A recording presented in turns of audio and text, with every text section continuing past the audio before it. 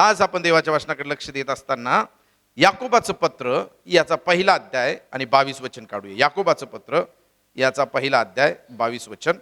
मागच्या रविवारी तुमच्यापैकी कोण होते या ठिकाणी? तर मागच्या रविवारी आपण या वचनातून पाहिलेलं आहे. याकोबाचं पत्र याचा पहिला अध्याय आणि 22 वचन काय म्हटलेलं आहे वाचा. वचनाप्रमाणे आचरण करणारे असा, केवळ ऐकणारे असू नका, आशाने तुम्ही स्वतःची फसवणूक करून घेता. काय म्हटलेलं आहे? वचनाप्रमाणे आचरण करणारे असा, केवळ ऐकणारे असू नका. आज लोकांना फक्त ऐकायला आवडतं, कानाची खाज जिरवायला आवडतं. पण देवाचं वचन सांगतं की फक्त आम्ही ऐकणारे न राहता त्याप्रमाणे करणं फार गरजेचं आहे. देवाच्या वचनामध्ये म्हटलंय, जो ऐकतो आणि करतो तो एका शहाण्या माणसासारखा आहे की जो आपलं घर खडकावर बांधतो, आणि जो ऐकून त्याप्रमाणे करत नाही तो कोणा एका मूर्ख माणसासारखा आहे की जो आपलं घर मातीवर बांधतो. मग आज आम्ही कोणत्या व्यक्तीप्रमाणे आहोत? आम्ही त्या ऐकणाऱ्या लोकांपैकी आहोत का? मग देवाची इच्छा आहे की आम्ही ऐकणारे लोक बनणं गरजेचं आहे. जर आम्ही ऐकून त्याप्रमाणे करत नाही तर आम्ही स्वतःची काय करतो? फसवणूक करतो. मग आम्ही मागच्या रविवारी काही उदाहरणं पाहिलेली आहेत. त्यापैकी एक उदाहरण आम्ही पाहिलं की आदाम आणि हवेला देवाने घडवलं. आणि ज्यावेळेस आदाम आणि हवेला देवाने घडवलं त्यावेळेस आदाम आणि हवेला देवाने बागेमध्ये ठेवलं. बागेमध्ये ठेवल्यानंतर देवाने सांगितलं, सर्व झाडाचे फळ खा आणि मध्यभागी असणाऱ्या झाडाचं फळ खाऊ नका, असं देवाने आज्ञा दिली. ही देवाने आज्ञा आदामाला दिली, हवेला दिली. पण बायबल सांगतं की एक दिवस असा आला की सर्पाच्या रूपात सैतान आला आणि सैतानाने हवाबाईला सांगितलं, हे फळ जर तू खाल्लं तर तू देवासारखी होशील. आणि त्या चक्करमध्ये हिने ते फळ खाल्लं. हिने ते खाल्लं, तिच्या नवऱ्याला दिलं आणि परिणाम असा झाला की त्यांना बाग सोडावी लागली. का सोडावी लागली? कारण त्यांनी देवाच्या आज्ञेचं पालन केलं नाही. ऐकलं पण देवाने जे सांगितलं ते केलं नाही. बऱ्याचशा लोकांना ऐकायला आवडतं पण करायला आवडत नाही. मग या ठिकाणी आम्हाला पाहिजे ऐकणं ऐकल्यामुळे त्यांच्यावरती परिणाम असा झालेला आहे, शाप त्यांच्या जीवनामध्ये आली. परिणाम असा झालेला आहे, त्यांना बाग सोडावी लागली. एक आनंदी परिवार त्या बागेतून बाहेर गेलेला आहे. बऱ्याचशा वेळेस आम्ही ज्यावेळेस देवाचं ऐकत नाही आणि त्याप्रमाणे करत नाही त्यावेळेस आमच्या जीवनामध्ये समस्या येतात, अडचणी वाढतात आणि आम्हाला अडचणींना तोंड द्यावं लागतं. मग आम्ही रडत बसतो. बऱ्याच वेळेस पाळकाचं लोक ऐकत नाही. पाळीच्या म्हणतात नका काढू कर्ज, पाळीच्या नका घेऊ व्याजाने पैसे. पण काही लोक गपचिप व्याजाने पैसे घेतील आणि मग कर्ज जास्त झाल्यावर काय करावं, या कर्जातून देवा तो आम्हाला बाहेर काढ. समस्या कोणामुळे आल्या? ना ऐकल्यामुळे. बायबल कधीच प्रोत्साहन देत नाही अशा चुकीचे कामं करण्यासाठी. पण आमच्या जीवनामध्ये असं झालेलं आहे की लगेच आम्हाला काहीतरी मिळालं पाहिजे. लक्षात ठेवा, आम्ही देवाचं ऐकणं फार गरजेचं आहे. ज्यावेळेस आम्ही देवाचं ऐकू त्याप्रमाणे करू, आमच्या जीवनामध्ये त्रासातून आम्हाला जाता येणार नाही. पण जर आम्ही ऐकून त्याप्रमाणे करणार नाही तर आदाम आणि हवेप्रमाणे आम्हाला त्रासातून जावं लागेल. मग दुसरं उदाहरण आम्ही पाहिलं, लोटाच्या बायकोची आठवण करा. लोट आणि त्याची बायको सदोम आणि गमोरात राहत होते. त्या गावाचं पाप फार भयंकर वाढलेलं होतं आणि देवाने ठरवलं या नगराचा नाश करायचा. पण अब्रामाने मध्यस्थी केली की देवा, माझा पुतण्या लोट तिथं राहतो, त्याला आणि त्याच्या परिवाराला वाचव. बायबल सांगतं की देवाने त्यांना बाहेर काढण्याचा प्रयत्न केला आणि ज्यावेळेस त्यांना बाहेर काढण्याचा प्रयत्न केला त्यावेळेस लोट म्हणतो, लोटाला सांगण्यात आलं की तू काय कर, डोंगराकडे पळ काढ. आणि तो काय म्हणतो, मला डोंगराकडे नको जा पाठवू, मला कुठं पाठव, एका नगरात पाठव. त्याला नगरात राहायला जास्त आवडायचं. तो टाइमपास माणूस होता. कारण का टाइमपास?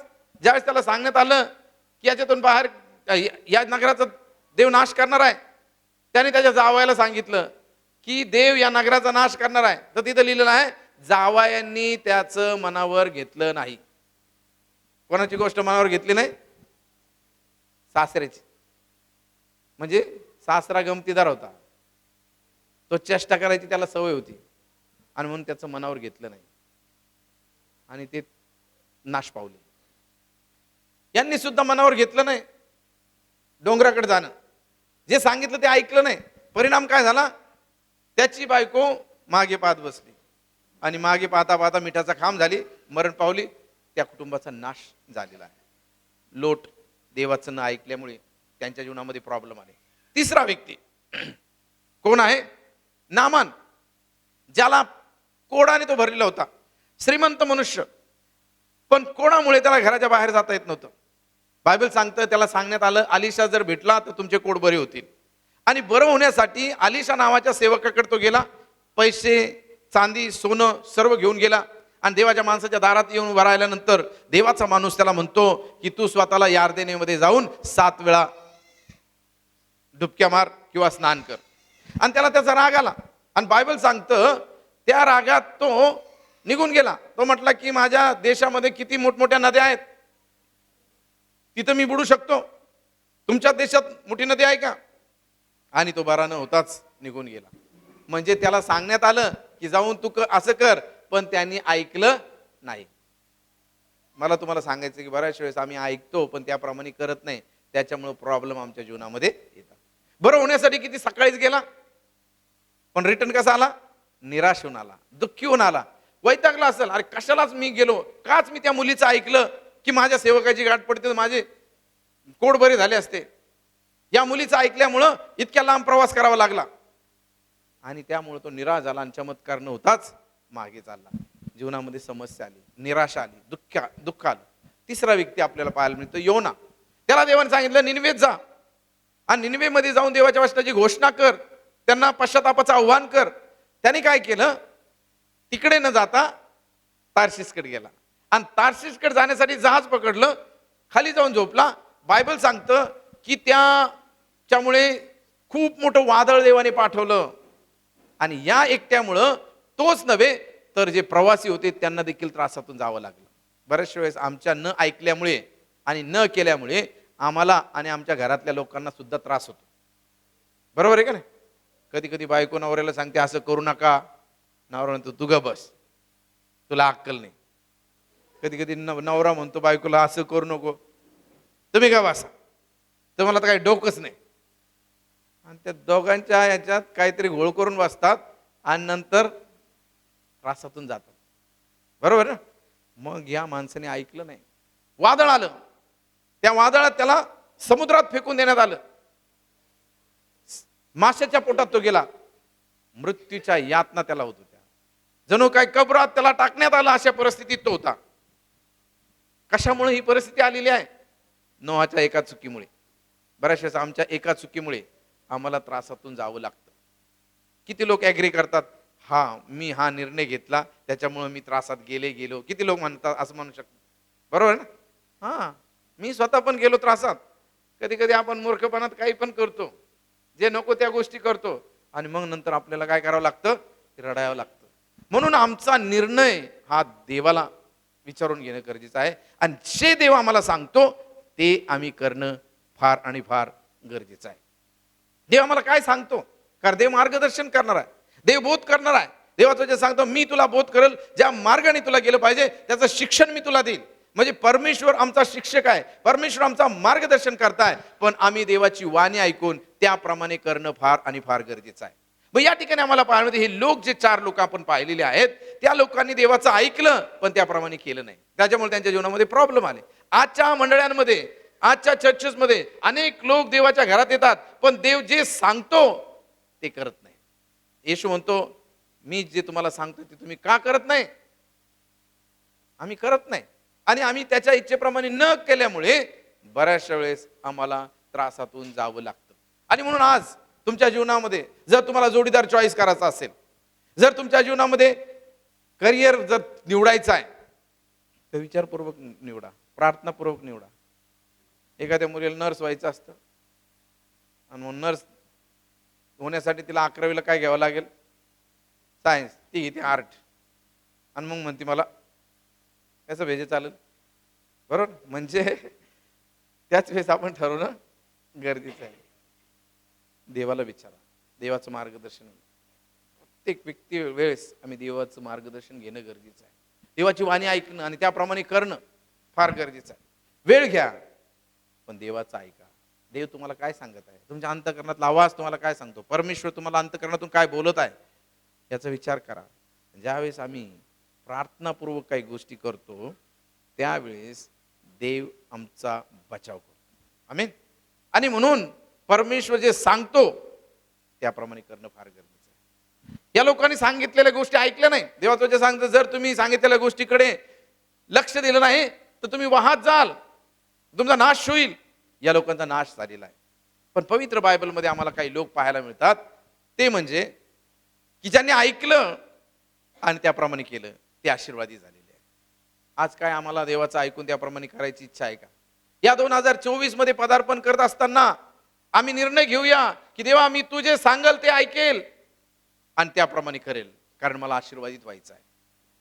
ज्यावेळेस आम्ही देव सांगतो ते करतो, त्याच वेळेस देव आम्हाला आशीर्वादित करतो. पहिला व्यक्ती आपण पाहणार आहोत ज्याचं नाव अब्राम आहे, आणि त्याच्यासाठी आपण उत्पत्तीचं पुस्तक याचा 12वा अध्याय काढूया आणि त्याचं पहिलं वचन वाचूया. आपण उत्पत्तीचं पुस्तक याचा 12वा अध्याय पहिलं वचन. परमेश्वराने अब्रामास सांगितले, तू आपला देश, आपले नातेवाईक, बापाचे घर सोडून मी दाखवीन त्या देशात जा. आता या ठिकाणी काय म्हटलेलं आहे? परमेश्वराचं दर्शन अब्रामाला झालेलं आहे, परमेश्वराची वाणी अब्रामाला झालेली आहे, आणि देव त्याला म्हणतो, अब्रामा, मी दाखवीन त्या देशात जा. आणि ज्या देशात तू जाणार आहे त्या देशात जात असताना तुला तुझा देश सोडावा लागेल, घर सोडावं लागेल, नातेवाईक सोडावं लागेल. मी दाखवीन त्या देशात जा. परमेश्वराची वाणी त्याला आलेली आहे, आणि बायबल सांगते की त्याने देवाची वाणी ऐकून त्याप्रमाणे केलं. आणि देवाची वाणी त्याच्याकडे आल्यानंतर देव त्याला काय म्हणतो, वाचा. देव म्हणतो, मी तुझपासून मोठं राष्ट्र निर्माण करणार आहे. काय म्हटलं देव? तुला म्हणतो, तुझ्यापासून मी मोठं राष्ट्र निर्माण करणार आहे. वाचा. मी तुला आशीर्वाद देईल, तुझे नाव मोठे करील. बघा, नाव मोठं आपल्याला फार आवडतं. मोठं नाव. माझं नाव टाकलं नाही पत्रिकेत, आपण रुसतो, बरोबर ना? नावासाठी एकदम लोक, नाव आणि माईक, अरे लोक वेडे झालेले. माझं नाव, तुझं नाव मी मोठं करेल, देव म्हणतो. देवाने असं सांगितल्यावर त्याचे कॉलर टार, देव माझं नाव मोठं करणार आहे. आपल्या नावासाठी आपण बरेचसे जीवन जगतो ना. अब्रामाला नाव मोठं करणार. पुढे वाचा. तू आशीर्वादित होशील,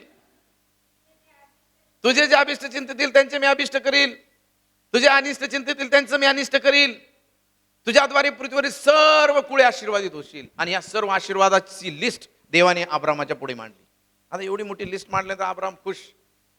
आणि त्या ठिकाणी म्हटलेलं आहे, त्याने देवाच्या वचनाचं आज्ञा पालन केल्याप्रमाणे, आज्ञा मिळाल्याप्रमाणे त्याने काय केलं? सोडून निघून गेला. बघा, त्याने बाप सोडला, आई सोडली, नातेवाईक सोडलं. कोणासाठी? देवासाठी. देव सांगेल त्या ठिकाणी तो जायला तयार झाला. आपण करतो का असं? जर देव आपल्याला एखादी नोकरी मुंबईला देत असेल, नको, माझे आईबाप आहे ना. आई भाऊ कशाला जातो इतके लांब, कोणी तिकडं आपलं, आम्ही मेलो गेलो तर तू कधी येशील आम्हाला भेटायला. आणि बऱ्याचशा वेळेस आपण काय करतो, तिथंच. अमेरिकेत जॉब मिळत असेल आपल्या लेकरांना, काय कशाला जातो अमेरिकेत, आणि मला गाडायला कोण राहील, कधी येशील, त्याची आपल्याला चिंता. बरोबर ना आजी? तरुणांनो, तरुणींनो, मला तुम्हाला सांगू द्या, जर देव तुम्हाला अब्रॉडला घेऊन जात असेल, तवन जा, आजीचं ऐकू नको, बिंदास जा. तुझ्या जीवनामध्ये फार दुःख पाहिलेलं आहेस, आणि जर देव तुझं दुःखातून बाहेर तुला काढत असेल तर जा बिंदास. माझा विश्वास आहे देवबाप तुला नेईल. तू देवाशी प्रामाणिक आहे. पण जर देव नेत असेल, इथंच नको घुटमळत बसू, जा बिंदास. देवबाप नेत असेल. माझी बहीण, माझा मेवना, माझी आत्या, देव तुझ्या बरोबर आहे. देव तुझं कल्याण कर. माझ्या प्रार्थना आहे आमच्या चर्चचे लोक बाहेर जा, आशीर्वादित व्हावे. मी तुला आशीर्वाद देईल. कशासाठी? दुसऱ्यांना तुम्ही आशीर्वादित व्हावं. बरोबर ना? या ठिकाणी आम्हाला पाहायला मिळतं, अब्राम देश सोडून गेलेला आहे. देवाने त्याला आशीर्वादित केलं नाही का? केलं आशीर्वादित. मग या ठिकाणी त्याला देवाने घर सोडलं, दार सोडलं, सर्व काही सोडलेलं आहे. देवाने खूप आशीर्वाद दिले, सर्व प्रकारचे आशीर्वाद त्याला मिळालेले आहे. ज्यावेळेस आम्ही देवाचं ऐकतो, त्याप्रमाणे करतो, देव आम्हाला आशीर्वादित करतोच. मी देवाचं ऐकलं, गंगानगर सोडलं, माझं घर गाव सोडलं, आशीर्वादित झालं. बरोबर ना? बायको झाली, लेकरं मिळाली, मोठी भारी मंडळी मिळाली, चर्च. काय देवाने माझी हानी केली? काहीच नाही केली. बरोबर, देवाने मला आशीर्वाद केला. जर मी म्हटलं नाही देवा, मराठवाडा मला आवडत नाही, औरंगाबादला मी जात नाही, मी बरा आहे माझ्या आईबापाच्या जवळच, इथंच करतो, माझ्या वडिलांचा व्यवसाय होता कॉन्ट्रॅक्ट घेण्याचा, तेच काम करतो, सेंटरिंगच ठोकत बसतो आणि मग इथंच राहतो, तर काय झालं असतं बरं? सेंटरिंगच ठोकत बसलो असतो, मिस्त्रीच झालो असतो, तर पूर्ण खानदान मिस्त्री होतं. देवाने मला तिथून बाहेर काढलं. लक्षात ठेवा, देव जर तुम्हाला तिथून बाहेर काढतो, it means God have some plan for your life. Amen. आम्ही देवाची वाणी ऐकणं फार गरजेचं आहे, देवाचा आवाज ऐकणं फार गरजेचं आहे आणि त्याप्रमाणे करणं गरजेचं. अब्रामाने देवाचा आवाज ऐकला, तो गेला, देवाने त्याला आशीर्वादित केले आणि त्याला आशीर्वादित करत असताना त्याला त्रास पण फार झाला. बऱ्याच वेळेस आम्हाला आशीर्वादाचा आनंद उपभोग घेत असताना फार त्रास पण होतो, समस्या येतात. ज्यावेळेस आमच्या जीवनामध्ये सर्व प्रकारच्या आर्थिक आशीर्वाद येतात ना, त्यावेळेस काही पण लागतं आमच्या पाठीमाग, आजार पण येतं. बरोबर ना? कधी कधी आम्ही फसतो, कधी कधी आम्हाला फार त्रासदायक लोक भेटतात आमच्या नोकरीच्या ठिकाणी, कारण आपल्याला काय वाटतं सर्वच ठिकाणी चांगलं असावं, कुठंच प्रॉब्लेम नाही राहू. विशेष म्हणजे चर्चला येणाऱ्या लोकांचं तर एकच डोक्यात असतं, अशी प्रार्थना करणं समस्याच आल्या नाही पाहिजे. आहे ना, अशी मेंटॅलिटी आहे की नाही? समस्या येणारच, जीवन एक संघर्ष आहे, या जीवनामध्ये आपल्याला संघर्षाला तोंड द्यावाच लागेल. असं कोणतं लाईफ आहे, असं कोणतं कुटुंब आहे, असा कोणता माणूस आहे की ज्याच्या जीवनामध्ये संघर्ष नाही? राजा असला तरी संघर्ष आहे आणि गरीब असला तरी संघर्ष आहे, सर्वांना संघर्ष आहे. पण देवाच्या मंदिरात नाही ना पाळायचं, प्रार्थना फारच त्रास आहे हो. लगेच योबाच्या जावळ जाऊन बस, योबा सारखीच चालू आहे आमची परिस्थिती. अरे योबा सारखी परिस्थिती जर झाली तर तुम्ही चर्च काय पाळकाचं तोंड पण पाहणार नाही, येशूचं नाव तर घेणारच नाही बिलकुल. अब्राम मला भौतिक आशीर्वाद मिळाला, पण त्रास त्याच्या जीवनामध्ये. वयाच्या 75 वर्षी देवाने सांगितलं मी तुझ्यापासून मोठं राष्ट्र निर्माण करल, पण संतती झाली नाही आणि म्हणून अब्राम वैतागला, कंटाळला. वाचू आपण 15वा अध्याय, उत्पत्तीचं पुस्तक याचा 15वा अध्याय आणि पहिलं वचन. या गोष्टी घडल्यावर अब्रामात परमेश्वराचं वचन प्राप्त झाले. तेव्हा असे, अब्रामा भिवू नको, मी तुझी ढाल आहे, मी तुला मोठे प्रतिफळ देणार आहे. काय म्हणतो परमेश्वर? अब्राम निराश झालेला आहे, दुःखी झालेला आहे. बऱ्याच वेळेस आपल्याला भरपूर मिळालं तरी आपण दुःखी असतो, बरोबर की नाही? खूप मिळतं आपल्याला. विचार करा, तुमच्या जीवनाचा विचार करा. ज्या दिवशी तुम्ही चर्चला आले त्यावेळेस तुमची परिस्थिती काय होती? ज्या दिवशी तुम्ही येशूचा स्वीकार केला त्यावेळेस तुमची परिस्थिती काय होती? ज्या दिवशी तुम्ही येशूचा स्वीकार केला त्या दिवसाचा फोटो आणि आजचा फोटो जवळ करून ठेवा, आफ्टर अँड बिफोर, है ना? काय म्हणतात त्याला? आफ्टर अँड बिफोर, पूर्वी आणि आता कसे तुम्ही. मी नेहमी माझे फोटो पाहत असतो, कसा होतो मी, आता कसा आहे, नेहमी पाहतो मी, असे जॉईंट करतो, अरे मी कसं होतो आता, आता कसा आहे, माझी कपड्याची स्टाईल कशी होती, आता कशी. देवबाप काय करतो? परिस्थिती बदलतो. पण चांगले आशीर्वाद अनुभवत असताना अब्राम बिचारा नाराजच, आपल्यासारखा. कधी पण किती पण कश काय, बरे का, बरे पाळक साहेब, तुम्ही तर चांगलेच आहे, काय करता, बायको अशी त्रास देते, बायकोने नवरा असा माझा. इसळक निंबळकला जातो, समजतं ना इसळक निंबळक? नाही माहिती? इसळक निंबळक म्हणजे संशय. आमच्याकडे गाव आहे एक इसळक निंबळक. असे बरेचसे महाभाग असतात आणि माणसंच नाही, बाया पण असतात इसळक निंबळक. तुम्ही त्यांना जास्त बोलले आणि तुमचं काहीतरी आहे आणि घरामध्ये भांडणं, घरामध्ये प्रॉब्लेम्स. देवाने सर्व आशीर्वाद दिले आणि म्हणून नवरा पण काय करूया, बायकोने फार त्रास दिला, बायकोमध्ये फार नवरा त्रास देतो. आणि आमच्या जीवनामध्ये आम्ही निराश होऊन बसतो. अब्राहमाला देवाने सर्व दिलं, पण निराश. देवाने पाहिलं, अब्राम निराश झाला. देव नेहमी आपल्याला चांगलं ओळखतो. बघा, अब्राहमाने देवाने काय केलं, आदामाला बनवलं आणि आदामाला कुठं ठेवलं? कुठे ठेवलं? बागेत. म्हणजे ज्यावेळेस आदामाला ठेवलं ना, त्यावेळेस रोज देव काय करायचा, एक प्राणी बनवायचा. एक दिवस त्यांनी वाघ बनवला, इमॅजिन सांगता, आणि वाघ आणून ठेवला त्याच्या लेकराच्या समोर, आदामाच्या समोर. आदामाने पाहिलं, अरे जरा वेळ खेळला तो वाघाबरोबर, गपचिप जाऊन साईडला बसला. देवाने विचारला, वाघ दिला पण काय पोरग फक्त जरा वेळच खेळलं. म्हणून तर त्याने विचार केला, अरे हत्ती बनवतो, तर हत्तीने तरी खुश होईल. हत्ती आणून ठेवला, पाहिली सोंड बिंड, खेळला, जरा वेगळंच दिसतंय. बऱ्याच वेळ खेळला परत. लेकरं पण काय करतात, आपण आणलेली खेळणी थोड्या वेळ खेळतात, त्यातच फेकून. कारण नेहमी नवीन नवीन. तसं आदामाचे खेळ चालू, काही आणलं तर आदाम जरा वेळ खेळायचा, फेकून द्यायचं. लेकरं बघा आपल्या घरातले पण जे खेळणं आणतात ते थोड्या वेळ खेळतात, नंतर त्याच्याकडे ढुंकून पण पाहत नाही. तसा आदाम करायचा. देवाने विचार केला, अरे हा का नेहमीच बसतो साईडला, थोडा खेळतो, साईडला बसतो. मग देवाने विचार केला, याला काहीतरी आता युनिक दिलं पाहिजे.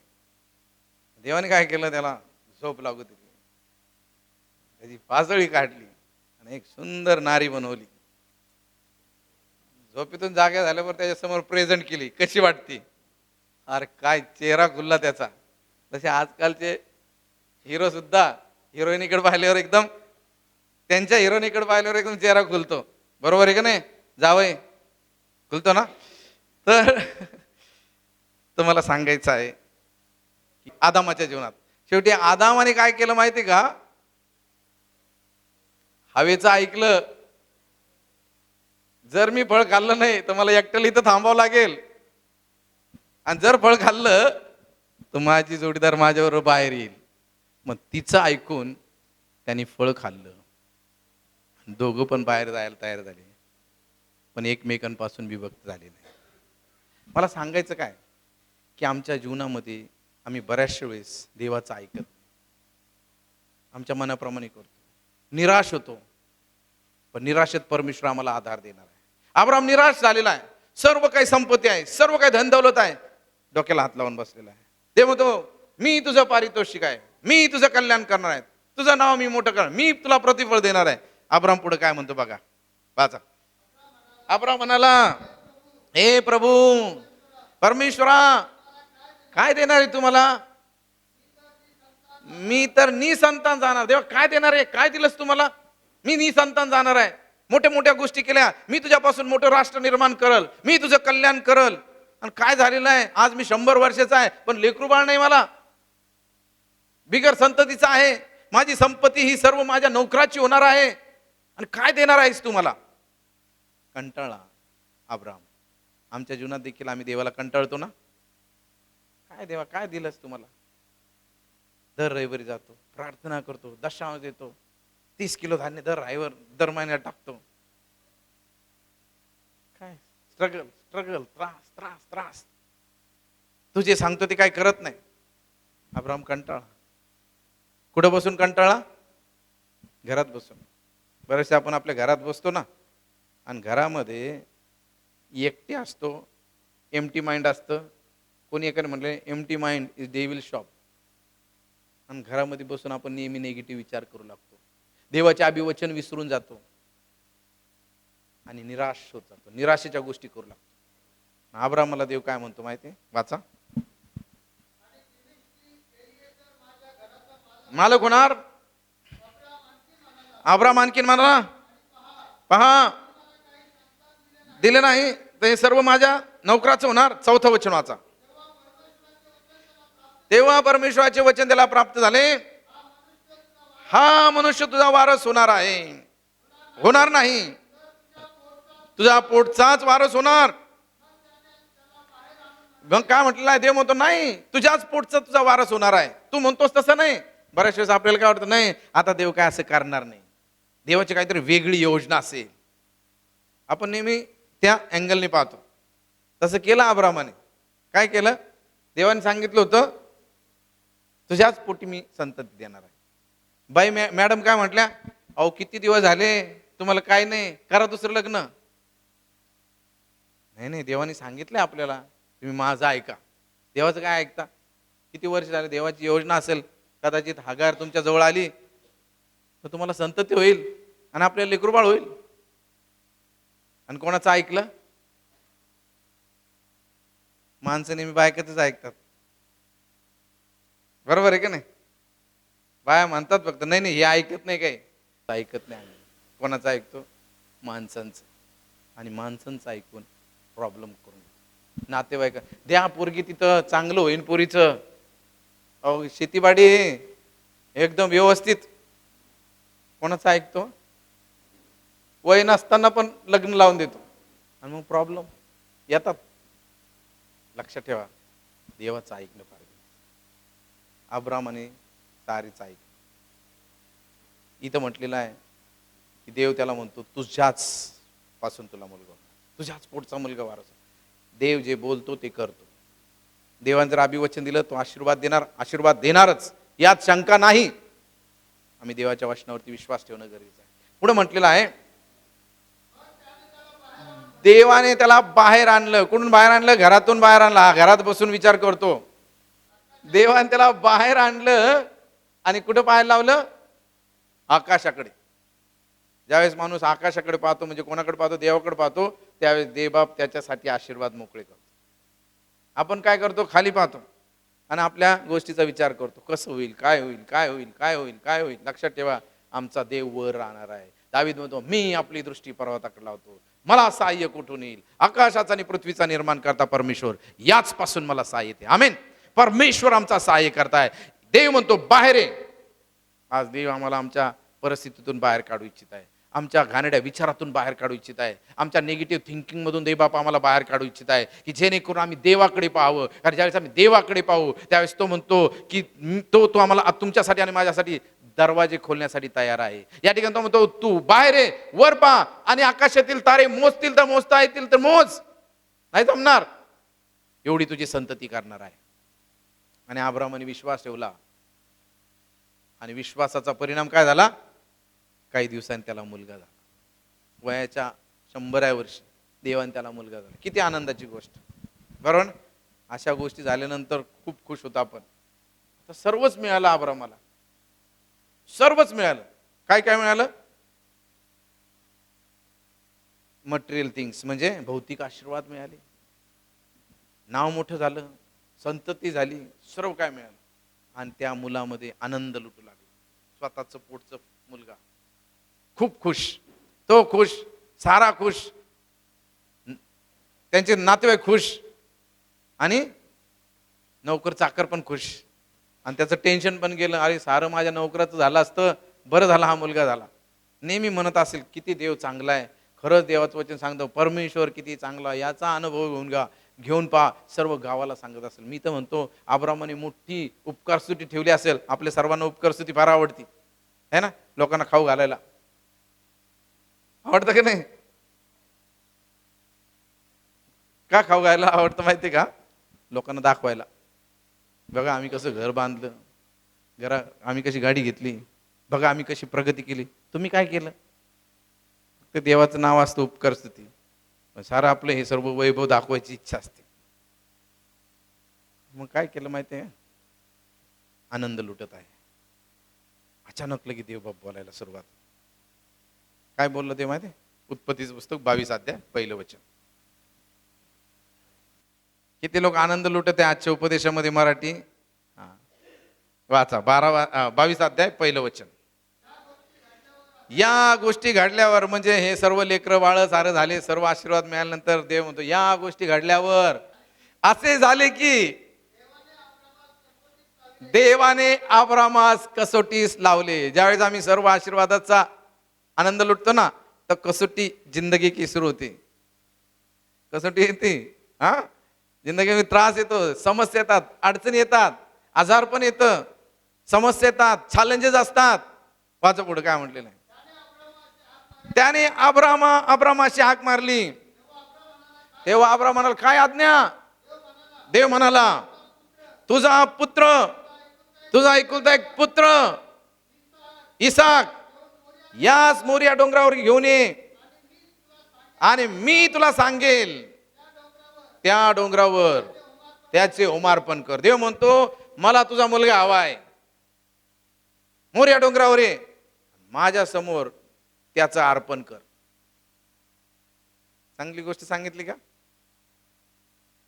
चांगली गोष्ट सांगितली नाही? सांगितली ना? काय देव आहे, 75 वर्षाचं असताना सांगितलं संतती देईल, नाव मोठं करल. 25 वर्ष वाट पाहिली, इकडून तिकडून झाला मुलगा, आता 10-12 वर्षाचा मुलगा. आता त्याच्याकडे होप्स की हाच माझं सर्व काही चालवल, आणि देव म्हणतो की आता या मुलाचं समर्पण दे मला. कठीण गोष्ट होती, फार कठीण. तुम्ही विचार करा, आम्ही सहज वाचतोय. It was not easy to take decision. साधी गोष्ट नव्हती ती. लेकराचं समर्पण करणं, ते स्वतः लेकराला कापणं, मारणं. ज्या देवाने दिलं तो देव म्हणतो मला हे मुलगा पाहिजे, अर्पण दे. पण बायबल सांगतं त्याने देवाचा शब्द ऐकला. काय नाही, देवाचा शब्द ऐकला आणि त्याप्रमाणे केलं. आज जर आम्हाला देवाने असं करायला लावलं तर करू का आपण? आमची प्रिय गोष्ट कधीच आम्ही द्यायला कुठं तयार होतो. बघा, बायबल कॉलेजला जर तुमचे लेकर हुशार असतील तर ते तुम्ही पाठवणार नाही. एखाद्याला डोकं नसेल ना, त्याला जा याला बायबल कॉलेजला घेऊन, पाळक करा, पाळक साहेब याला. आणि चांगला असेल त्याला इंजिनियर करा, डॉक्टर करा. पण सेलिब्रेशन करतो, देव तुम्हाला म्हणतो चांगलं उत्तम द्या. अब्रामाने देवाचं ऐकलं, त्याप्रमाणे तुझ्या मुलाचं समर्पण पाहिजे. He was ready to sacrifice his son. तो त्याच्या मुलाचं समर्पण करायला तयार झालेला आहे. आणि आज आमच्या जीवनामध्ये देवाला तुम्ही समर्पण करायला तयार आहात? जी प्रिय व्यक्ती आमच्यासाठी, जी गोष्ट आमच्यासाठी जास्त प्रिय आहे, ती देवाला तयार आहे का द्यायला? बऱ्याचशा लोकांना तसं काही करायला आवडत नाही. अब्राम, मला देव म्हणतो मला अर्पण पाहिजे, मुलाचं अर्पण पाहिजे. देवाचं त्याने ऐकलं. आज मला तुम्हाला उत्तेजन द्यायचंय. जर देव तुम्हाला काही करायला लावत आहे तर देवाचं ऐका, देवाचं ऐका. तुमच्या कल्पनेची पलीकडची गोष्ट जर देव तुम्हाला करायला, करा. बघा, देवाचे आशीर्वाद तुमच्या जीवनामध्ये मोकळे होतील. अब्रामाला देवाने सांगितलं मला तुझ्या मुलाचं अर्पण पाहिजे. अब्रामाने मुलाला घेतलं, अल्टरवरती टाकलेलं आहे, वेदीवरती टाकलेलं आहे. परमेश्वराने त्याला ते अर्पण करू दिलं नाही. काय म्हणतो आपण वाचू? उत्पत्तीचं पुस्तक 22 अध्याय आणि 12 वचन.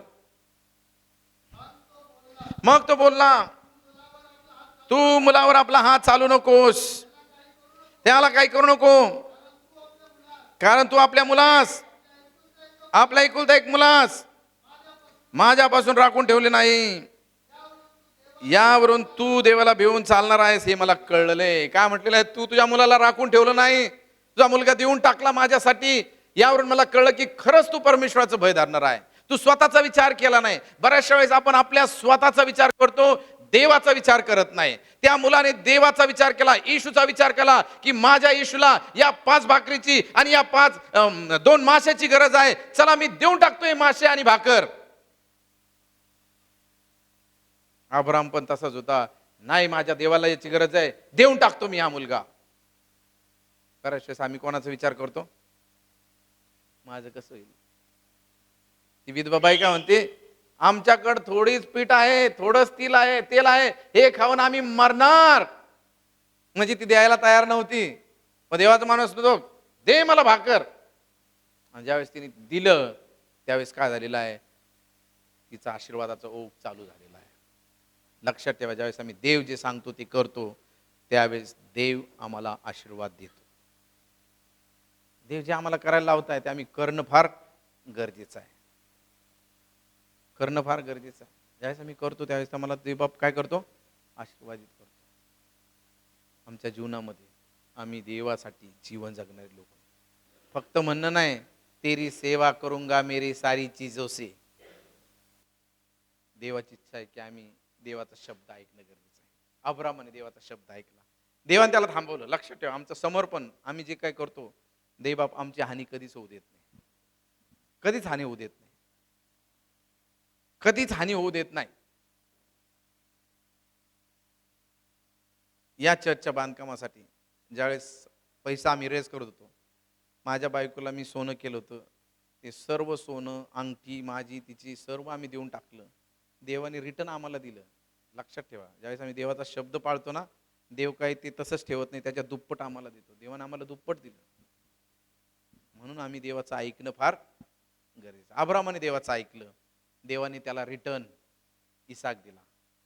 इसाकाला याकोब आणि एसाव झाले आणि मोठं राष्ट्र देवाने त्याला दिलं. हालेलुया. आमच्या जीवनात देखील ज्यावेळेस आम्ही देवाचं ऐकतो, कदाचित त्यावेळेस आम्हाला फार जड जातं, पण लक्षात ठेवा, त्या सर्व भरपाई देवबाप आम्हाला देणार आहे. देवबाप काय करणार आहे? भरपाई करून देणारा देव आहे. जी कोणती हानी तुमची झालेली आहे, ती कधीच हानी शेवटपर्यंत ठेवत नाही. त्यापेक्षा दुप्पट आणि तिप्पट तो तुम्हाला आणि मला आशीर्वाद देणार आहे. परंतु आम्ही त्याच्या चांगुलपणाचा अनुभव घेणं गरजेचं आहे. अब्रामाने देवाचं ऐकलं, त्याप्रमाणे केलं, तो आशीर्वादी झाला. दुसरा व्यक्ती नामान, ज्याला राग आला आणि निघून चालला, त्याला एक सेवक सांगतो, महाराज तुम्हाला आलिशाने अवघड काम सांगितलं नाही, साधं काम सांगितलंय, फक्त जाऊन 7 वेळा डुबकी मारा. काय अवघड काम सांगितलं, ते अवघड काम तुम्ही करत नाही. नामाने त्याचं ऐकलं, सेवकाचं ऐकलं. लक्षात ठेवा, तुमच्या समोर देवाचा सेवक आहे. कोणी सेवक? मी, अलिशा, येशू ख्रिस्ताचं दर्शक आहे. त्याने सेवकाचं ऐकलं. जर तुम्ही तुमच्या पाळकाचं ऐकाल तर माझा विश्वास आहे की तुम्ही आशीर्वादित व्हाल. बर, जर तुम्ही तुमच्या सेवकाचं ऐकलं नाही, कधीच आशीर्वादित होणार नाही. त्याने ऐकलं म्हणून त्याचा कोडबारा झाला. जर तो सेवकाला, काय शहाणा तू आलास मला सांगणारा, मला कळत नाही का, तुझं ऐकू आणि जाऊन डुबकी मारू, मला असं शहाणपणा करायचं नाही, असं जर म्हटलं असतं तर कोडबारा झाला नसता. व त्याने सेवकाचं ऐकलं आणि तो शुद्धीवर आला. देवाच्या सेवकाचं ऐका, शुद्धीवर या, आशीर्वादित व्हा. जे जे लोक देवाच्या माणसाचं ऐकतात ना, तेच आशीर्वादित होतात. कारण देवाने देवाच्या सेवकाला त्याचं प्रतिनिधित्व ठेवलेलं आहे. मी कोणाचं प्रतिनिधित्व करतो? देवाचं. देवाने मला इथं ठेवलेलं आहे. जर मी तुम्हाला काही मार्गदर्शन करतो ते देवापासून आहे असं समजा. आज आम्ही देवाचं ऐकायला तयार आहोत. चला आपण आपल्या जागेवरती उभं राहूया, आपले नेत्र बंद करूया. परमेश्वराला म्हणूया, देवा तुझं मला ऐकायचं आहे. देवाचं वचन सांगतं, जो कोणी ऐकतो आणि त्याप्रमाणे करतो तो स्वतःची फसवणूक करून घेत नाही. आज काय तुम्ही तुमची फसवणूक करून घेत आहात का? देवाचं ऐकण्यासाठी तयार होऊया. Hallelujah, praise the Lord Jesus. प्रार्थना करूया, आपण देवाचं गौरव करूया, देवाच्या नावाला धन्यवाद देऊया. ओरालाबा शांदाराबा रिखाराबा संदालाबा राबालाबा रिदाराबा रियांदालाबा शतनामालाबा राबालाबा. Hallelujah, hallelujah, hallelujah, hallelujah. धन्यवाद, धन्यवाद, धन्यवाद, धन्यवाद. येशू रक्त की जय. प्रभू तुझ्या नावाचं स्तवन करतो. भावांनो आणि बहिणींनो, परमेश्वराच्या सानिध्यामध्ये येशूचं गौरव करूया, येशूच्या नावाचा धन्यवाद करूया. Hallelujah, hallelujah, hallelujah. Holy Spirit of God.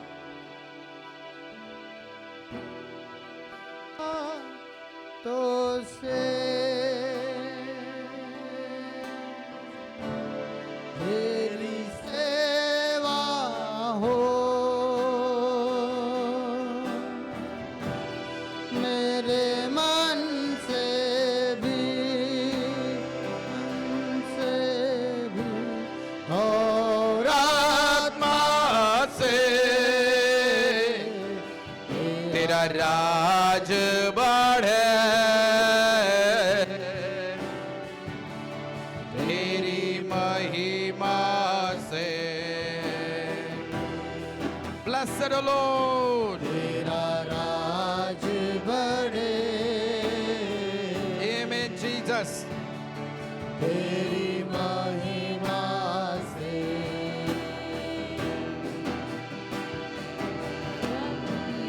Yeshu Masih. What a God we serve, O Lord. तू ही राजा है, प्रभु यीशु मसीह मुक्तिदाता है. तू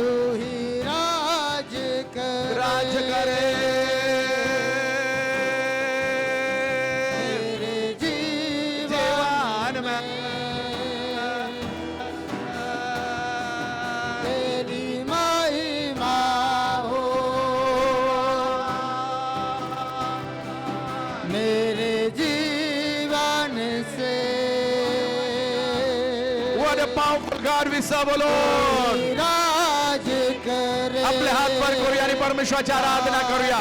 परमेश्वराचं सामर्थ्य आपल्या जीवनामध्ये कबूल करूया. देवाला म्हणा, देवा मला तुझं ऐकायचं आहे. I want to listen your God. तेरी महिमा हो, महिमा हो मेरे जीवन से तेरा राज बढ़े, तेरी महिमा से. ओ राबा बाबा बाबा बाला बा शंदा ला बारा बाला बा रेदा नामा ला बा संदा ला बारा बाला बारा बाला बा रिखंदा रा बाला बा शदना मा ला बा दाना मा. Hallelujah. Hallelujah.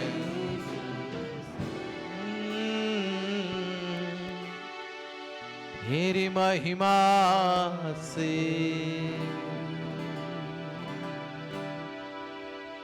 प्रेमळ देव बाप्पा, आम्ही तुझी स्तुती करतो, तुझ्या नावाला धन्यवाद देतो.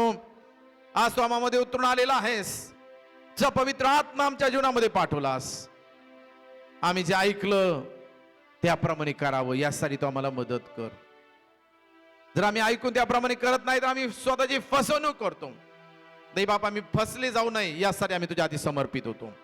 ऐकणं आणि त्याप्रमाणे करण्यासाठी तू आम्हाला मदत कर. आज तुझ्या लोकांना तू स्पर्श कर, मंडळीतील प्रत्येक लोकांना तू स्पर्श कर.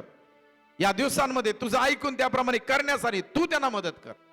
दुष्टाची योजना त्यांच्यापासून दूर कर. तुझे दैवी आशीर्वाद प्रत्येकाला मी देत आहे. आज तू आमची प्रार्थना ऐकली, उपकार मानतो.